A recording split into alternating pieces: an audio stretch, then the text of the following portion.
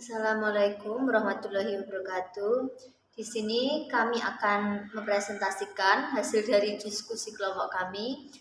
Adapun anggota dari kelompok kami, yang pertama saya Alwindasari dan rekan-rekan saya Sri Rahayu dan juga Wahyu Nur Hidayat.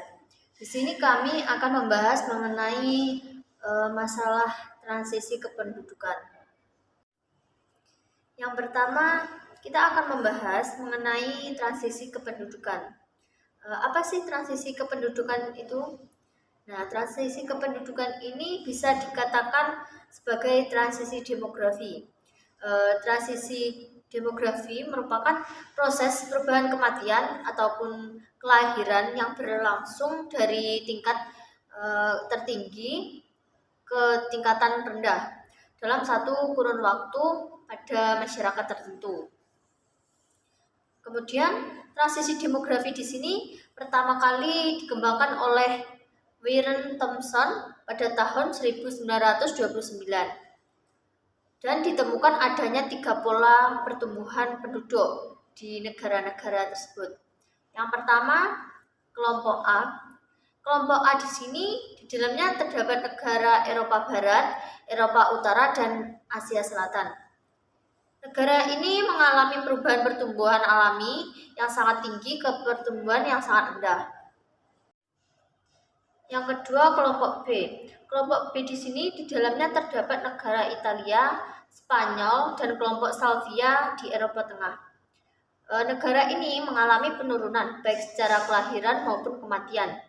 Tetapi penurunan kematian di sini sama, bahkan lebih cepat dibandingkan kelahiran. Yang ketiga, kelompok C. Kelompok C di sini negara-negara di mana kelahiran maupun kematian belum mengalami perubahan. Dalam arti lain, kelahiran dan kematian di sini masih sangat tinggi. Kemudian, dalam kajian demografi terdapat 3 hal penting yang berkaitan dengan penduduk. Antara lain, yang pertama, dinamika penduduk.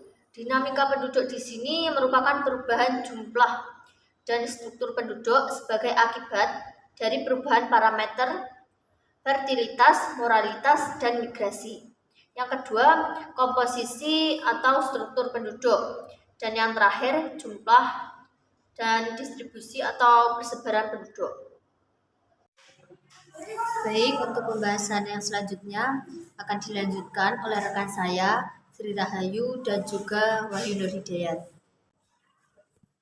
Langsung saja untuk materi yang kedua, yaitu materi tentang tahapan transisi kependudukan. Untuk tahapan yang pertama, yaitu sebelum melangsungkan modernisasi ekonomi, negara-negara selama berabad-abad mempunyai laju pertambahan penduduk yang stabil atau sangat lambat. Penyebabnya, meskipun angka kelahiran mereka sangat tinggi, angka kematian juga sangat tinggi, bahkan hampir sama tingginya dengan angka kelahiran. Untuk tahapan yang kedua, tahapan ini berlangsung setelah adanya modernisasi yang kemudian menghasilkan berbagai metode penyediaan pelayanan kesehatan masyarakat yang lebih baik, makanan yang lebih bergizi, pendapatan yang lebih tinggi, dan berbagai perbaikan hidup lainnya. Sehingga secara perlahan, usia harapan hidup penduduk di negara maju meningkat. Sehingga angka kematian mengalami penurunan, namun penurunan angka mortalitas tersebut tidak segera diimbangi oleh turunnya tingkat fertilitas. Sebagai akibatnya, laju pertumbuhan penduduk mengalami peningkatan tajam bila dibandingkan dengan abad-abad sebelumnya.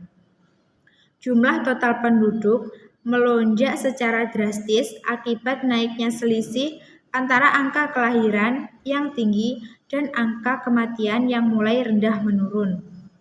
Tahapan kedua menandai awal dari suatu proses transisi demografi, yaitu masa transisi dari keadaan stabil atau laju pertumbuhan penduduk yang rendah ke laju pertumbuhan penduduk yang terus meningkat sebelum akhirnya kembali ke laju pertumbuhan penduduk kecil.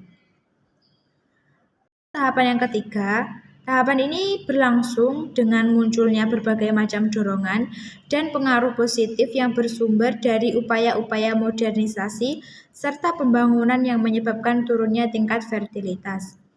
Di ujung tahapan ketiga ini, tingkat kelahiran berhasil diturunkan cukup tajam sampai sama rendahnya dengan tingkat kematian, sehingga secara neto, laju pertumbuhan penduduk menjadi sangat rendah atau bahkan nol. Lanjut ke studi kasus, transisi demografi merupakan fenomena dan teori yang mengacu pada pergeseran historis dari angka kelahiran dan angka kematian yang tinggi menuju ke angka kelahiran dan angka kematian yang rendah. Pergeseran historis kelahiran dan kematian yang menandainya terjadinya transisi demografis juga terjadi di Kalimantan Barat dalam kurun waktu 40 tahun telah terjadi penurunan yang cukup berarti pada angka kelahiran atau TFR, yaitu dari 6,27 pada tahun 1971 menjadi 3,1 di tahun 2012. Angka kematian bayi juga menunjukkan tren yang sama. Diawali dengan angka kematian bayi yang cukup tinggi di tahun 1971 yaitu sebesar 144 kematian bayi per 1000 kelahiran hidup dan terus menurun hingga mencapai angka 31 kematian per 1000 kelahiran hidup di tahun 2012.